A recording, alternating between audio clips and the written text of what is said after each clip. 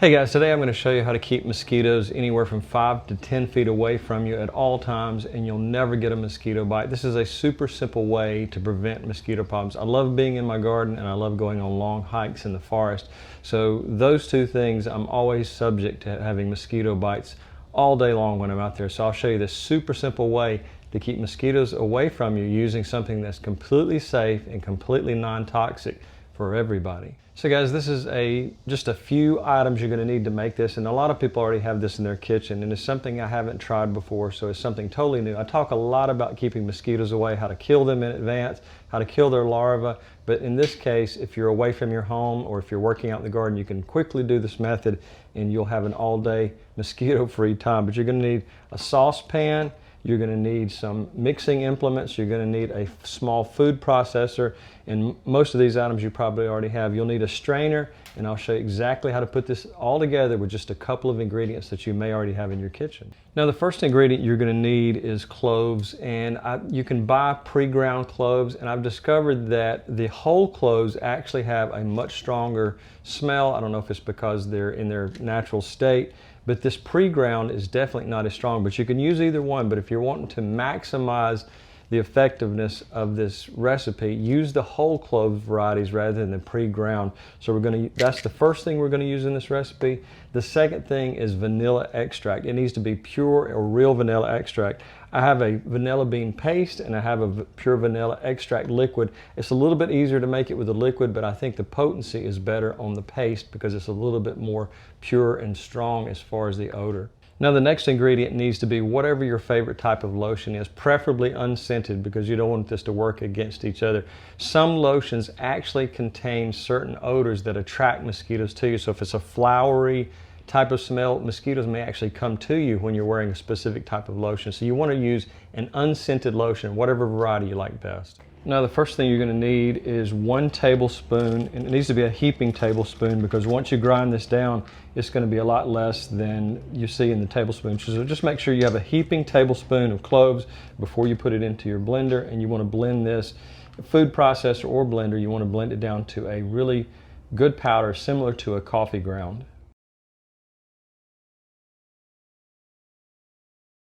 Now next you want to simmer this in a saucepan in about 5 to 10 minutes. You want to make sure it comes to a light boil. This is the purpose we're doing this for, is to infuse the oil and make its potency even more than it would be in its just normal dry state. So we're helping increase that potency. One thing to remember is that you don't want to let your water evaporate because you'll burn it and it can ruin the recipe there. So we want to put about 2, maybe 3 ounces in your saucepan. Add your heaping tablespoon of your clove powder, and you may have not seen this before, but it's been in other videos I have, but this is a really nice portable gas heater. I use it on the trail quite a bit in camping. I also use it in the greenhouse for certain recipes. I had to buy this directly from South Korea, and it had to be shipped from South Korea, but that was several years ago. But now I believe these are sold commonly on Amazon. So I'll put a link in the description if you like these, but they're really easy to use.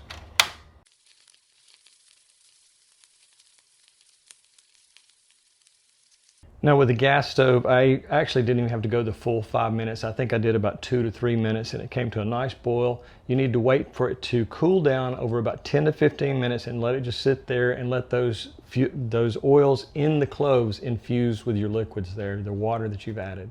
Now this is an optional step of boiling the cloves, but I think that if you add the powder directly to the solution that we're going to make, the method we're using here, your final product will feel more gritty and not as smooth. So I always recommend doing this. Make sure you boil it and then make sure you strain it to separate as much of the liquid. You want as fine of a strainer as you can get so that all of your solids are separated from the essential oil that you've created with your cloves. Now, as I said earlier, you can use either just the pure vanilla extract liquid, but I actually prefer the paste. It's a little thicker and I think it's a little bit more potent and the smell is definitely stronger. So we're going to use 1 tablespoon of the vanilla extract paste, and then we're going to also use 1 tablespoon of the clove oil we've created, and we're going to mix those two together.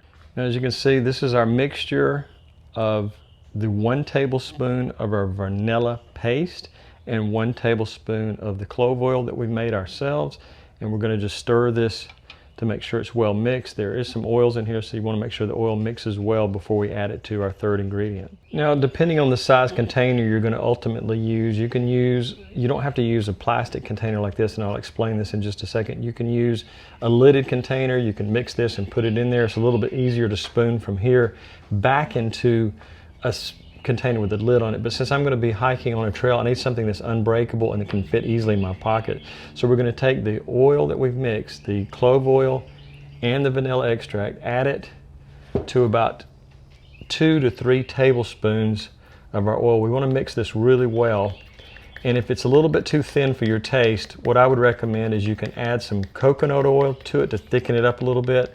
You can also add vitamin E to it to act as a preservative. So we just want to well mix this. I'm using a chopstick to mix this quite well. And when you put this on, it can be a little bit dark. So if you have light colored skin, you'll notice that it's a little bit noticeable, but it's not anything out of the ordinary. It'll just look like you have a little bit of a light tan. So we just want to mix this for about 2 or 3 minutes until it's well mixed before we go on to the next step and put it in our reused container here.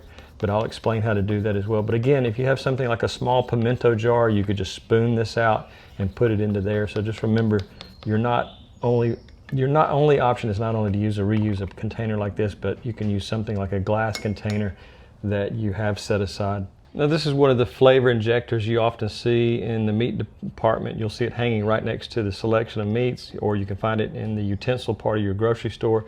But you're just going to take this, and I'll try to get this on camera. You're going to fill this with your solution. I'll try to make sure it's visible there. And I think we've got a lot of it in there. So you can see it filled very easily. The plastic lotion container that I had, I'd reused all of this up. And so you're just going to take this and you're going to inject it back into your used container. Hope that's visible there. Try not to make too big of a mess, but you're just going to refill it there. And so this is something you can easily keep in your pocket. You know you have it completely filled when it comes back out the top. Just make sure you clean the top off. That. And now you have a homemade mosquito repellent that fits easily into your pocket, and you'll know exactly what's in it, not any weird chemicals or anything like that. But I often make these for my hikes and working around the garden, so I can just keep it on the pocket of the lawnmower seat, and it's easy to grab it when I suddenly start having a really bad mosquito problem. I'm going to show you how to also make this into an area spray that will help you have a seating area and you don't want to deal with mosquitoes in a confined area. It's really easy to do as well. Now, a word of caution about using this is one thing may cause someone to have a skin irritation and other people not at all. So you want to use maybe just a 1-inch little area on your wrist and see how you react to it, because some people, it may irritate their skin. So wait 24 hours after you put it on there.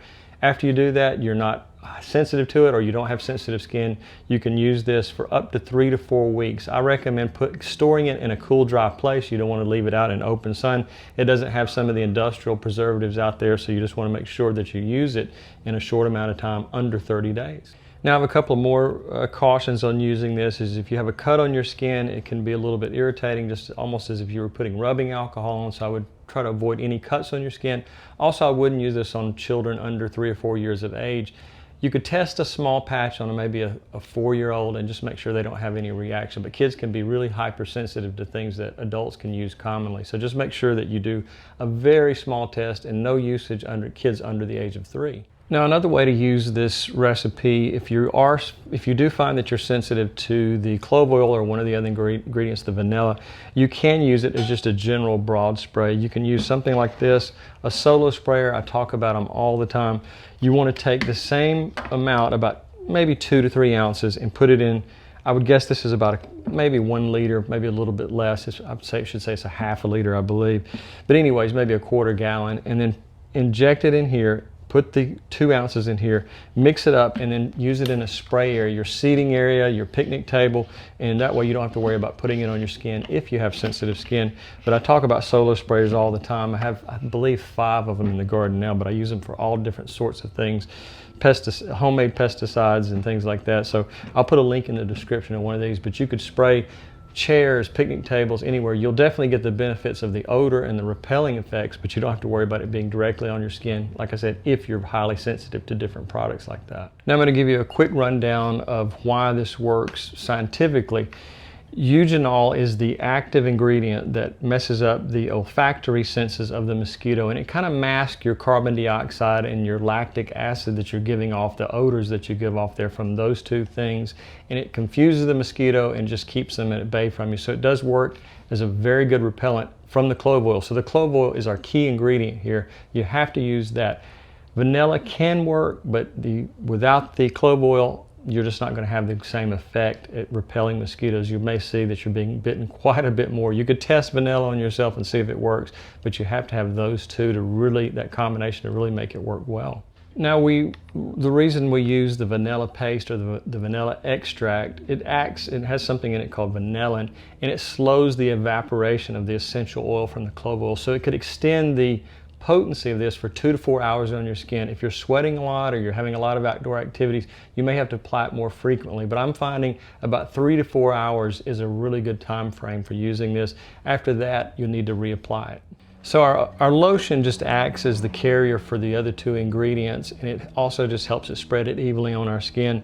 If you don't like using commercial made lotions, you can use coconut oils, either the thicker type or the more liquid type, and that will work even well, especially the virgin coconut oils and lotions there. So they're a lot more organic and safe if you want to go that route. Now I'm almost sure I'll get this question because a lot of people take their pets on their hikes and they're out in the yard quite a bit with their pets about using this formula on their pets. I'd be reluctant to do that without talking to a veterinarian first. And if you have sensitive skin, you may want to talk to your doctor as well before you apply this product to your skin. But it's all natural. These are things that you find in your kitchen. People consume them internally, and you're not dealing with any toxic substances unless you have a natural allergy. So guys, I always try to be as helpful as I can about products I'm using, because a lot of times people may live in a remote area or may not have access to some of the products. So I'll put the links down in the description below if you want to order directly and have it shipped to your house. If you have any questions about this video or any previous video, I hope you'll become a public subscriber first, because I always put those people to the front of the line. I get about 100 to 300 comments and questions a day, and it's just nearly impossible for me to do that when I have such a large garden to take care of and all the other projects I have going, along with earning a living as well. So if you'd do that, I really would appreciate it. Thanks for watching and have a great day.